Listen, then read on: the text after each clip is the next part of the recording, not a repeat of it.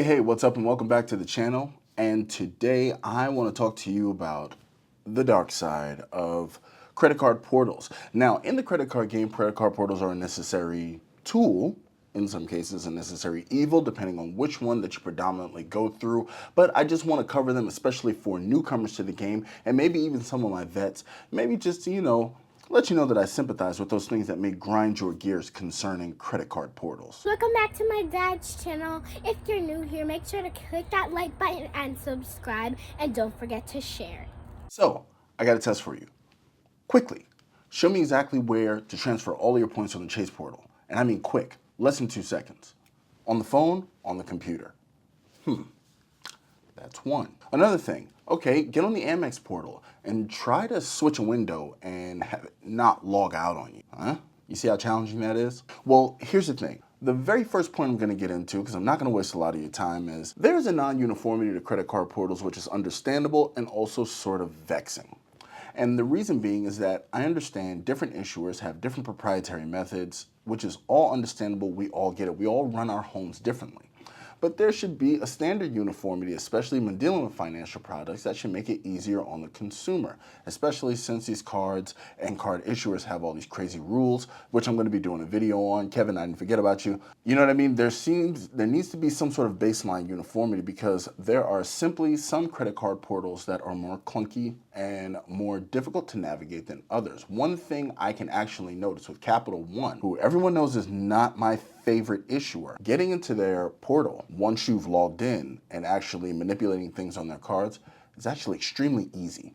It's super duper easy. I'm not going to be focusing on any one particular portal, but Discover is also one that's very easy as well.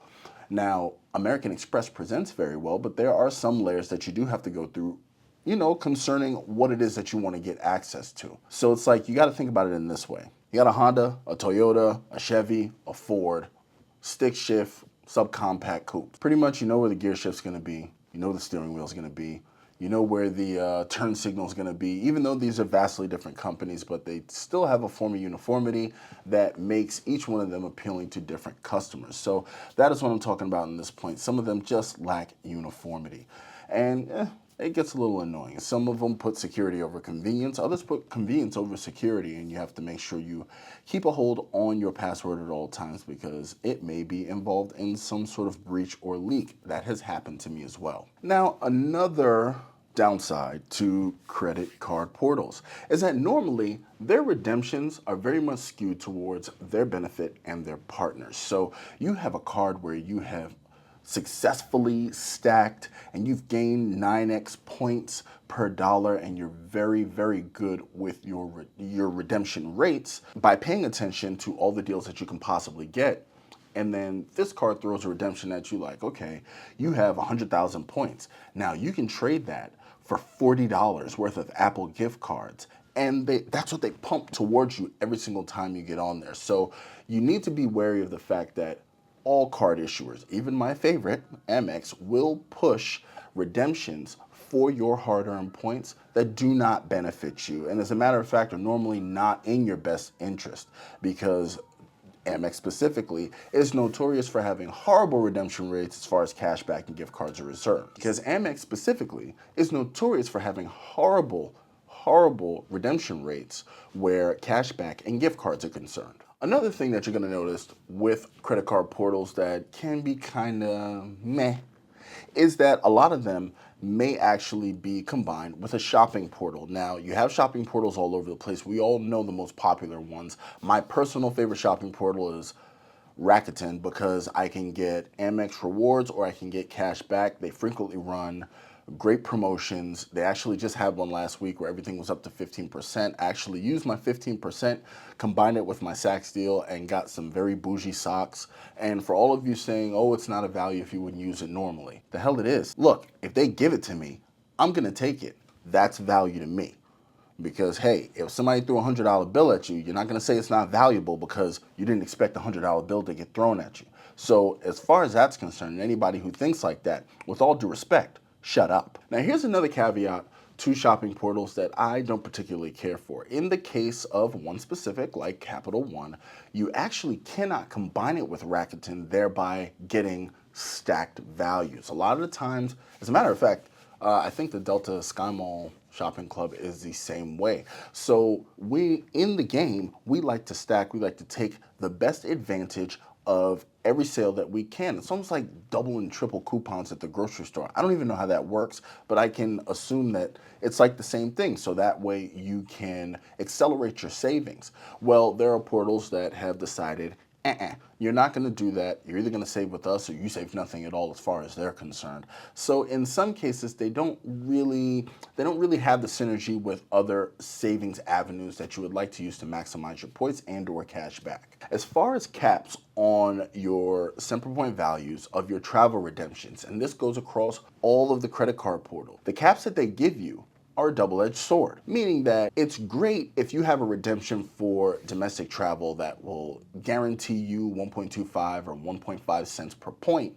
That is fantastic if, by and large, your regular redemption rates are going to be in the toilet, in the half cent, the 0.8 cent region. That actually is a great thing to keep you on their travel site. But then there are other times with other issuers where their redemptions can actually be purposely vague, where they'll tell you, we're having a sale and you have a $140 flight and that price in points would be 14,122, which is a little bit off.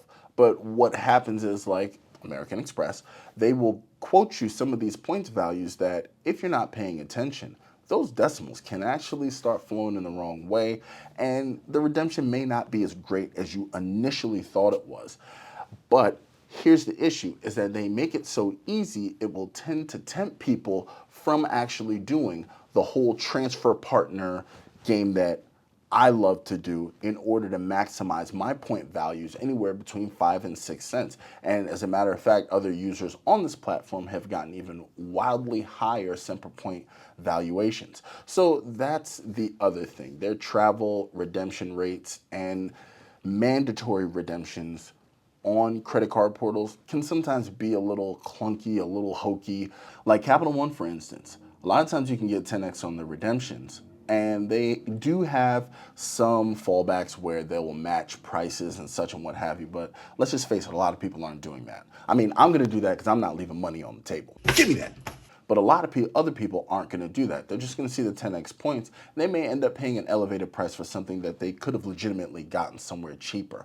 That is another thing with credit card portals that it's not really my thing. The whole, you have to book through here. You know, you have to book through Amex Travel at very inflated rates for hotels that you can get through their regular websites for much cheaper in order to use certain credits, which basically evens out the price. So you're not really saving anything. The only benefit you may be getting is some added points to your points bank. But that is about it. That's just a couple of points I wanted to cover about the dark side of credit card portals.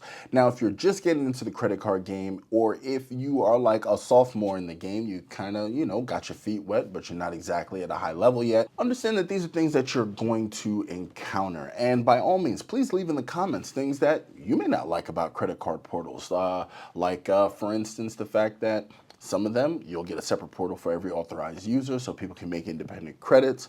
Other ones are just a mirror of the main user's portal, and if you don't have their password, that could turn into a problem. I want to hear what your thoughts are. Please put them in the comments. They would be greatly appreciated. And hey, if I get enough, I have no problem with doing a part 2, and maybe we can, warn some people about some of the things that they can expect when they get into the credit card game. But with that being said, I will go ahead and hold my hands here and try to relax my shoulders and give you some other stuff to look at. In addition, a reminder to subscribe to the channel, and I will catch you in the next one.